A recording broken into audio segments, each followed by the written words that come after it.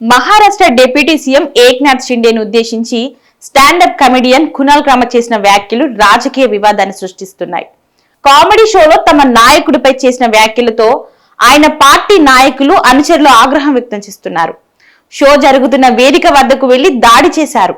ఈ దాడిని ప్రతిపక్షం తీవ్రంగా ఖండించింది. అంతేకాదు కునాల్ కు మద్దతుగా నిలిచింది. ప్రముఖ స్టాండప్ కమెడియన్ కునాల్ ముంబై కార్ ప్రాంతంలోని ది యూనిక్ కాంటినెంటల్ హోటల్లోని హబిటప్ కామెడీ క్లబ్ లో షో నిర్వహించారు. ఈ సందర్భంగా డిప్యూటీ సీఎం ఏక్నాథ్ షిండేను ఉద్దేశిస్తూ జోకులు పేల్చారు. శివసేన నుంచి శివసేన బయటికి వచ్చిందని, ఏఎస్పీ నుంచి ఏఎస్పీ విడిపోయిందని, చివరికి ఓటర్కు 9 బాట్లను ఇచ్చారు, అందరూ అయోమయానికి గురయ్యారు అంటూ మరాఠా రాజకీయాల గురించి మాట్లాడారు. అదే సమయంలో షిండేనే ద్రోహిగా అభివర్ణిస్తూ పరోక్షంగా దిల్ తో పాగల్ హై అనే బాలీవుడ్ సినిమా పాటలోని చరణాలను మార్చి వ్యంగ్యంగా పాడారు. దీనికి సంబంధించిన వీడియోను శివసేన సీనియర్ నేత రాజ్యసభ సభ్యుడు సంజయ్ రౌత్ ట్విట్టర్ లో పోస్ట్ చేస్తూ కునాల్ కా కమాల్ అంటూ షిండేపై వ్యంగ్యాస్త్రాలు సంధించారు.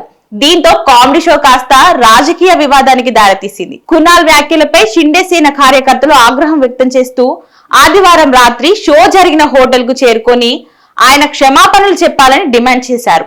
అంతటితో ఆగకుండా హోటల్లోకి వెళ్లి ఫర్నిచర్ ధ్వంసం చేసి రెచ్చిపోయారు. శివసేన కార్యకర్తల ఫిర్యాదుతో పోలీసులు కేసు నమోదు చేశారు.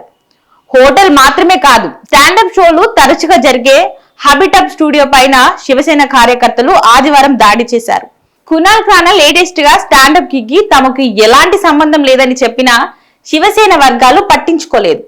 2022 జూన్ లో ఏక్నాథ్ షిండే అప్పటి మహారాష్ట్ర ముఖ్యమంత్రి ఉద్ధవ్ ఠాక్రే ప్రభుత్వానికి వ్యతిరేకంగా పలువురు ఎమ్మెల్యేలతో కలిసి తిరుగుబాటుకు నాయకత్వం వహించి పార్టీకి దూరంగా అస్సాంలోని గౌహతికి వెళ్లారు.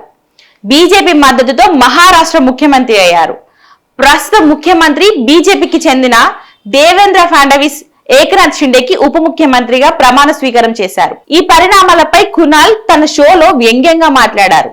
ఇదే ఇప్పుడు వివాదంగా మారింది.